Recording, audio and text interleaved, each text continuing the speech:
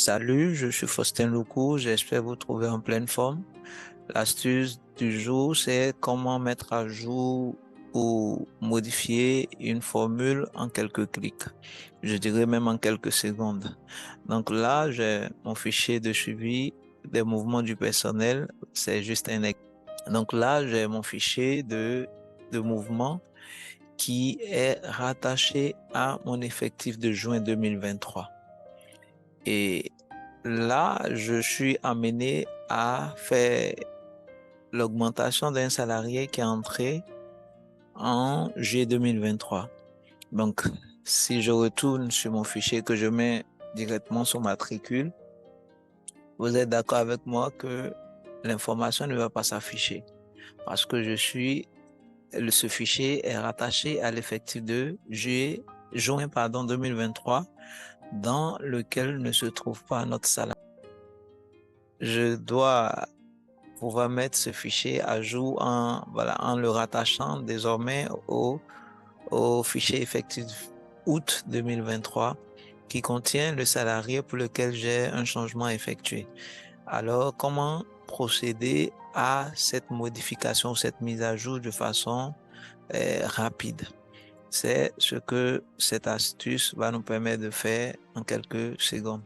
Donc, je pouvais le faire simplement en reprenant la formule pour chaque colonne et vous voyez un peu le temps que cela peut me prendre.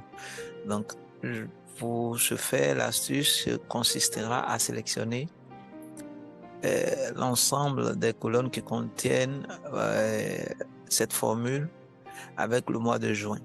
Donc, l'effectif de juin, pas l'effectif du mois d'août. Donc, qu'est-ce que je fais? Je vais donc sélectionner les cellules qui contiennent cette formule.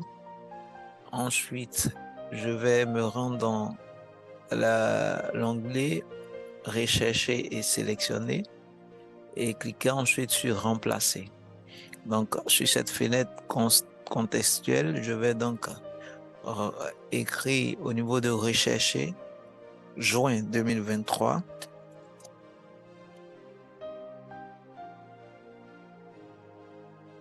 Et au niveau de remplacer par, je vais mettre août 2023.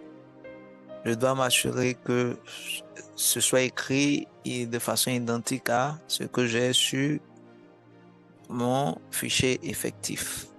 Voilà, si j'avais mis l'accent circonflexe, je devais le faire également, voilà, dans ma fenêtre contextuelle.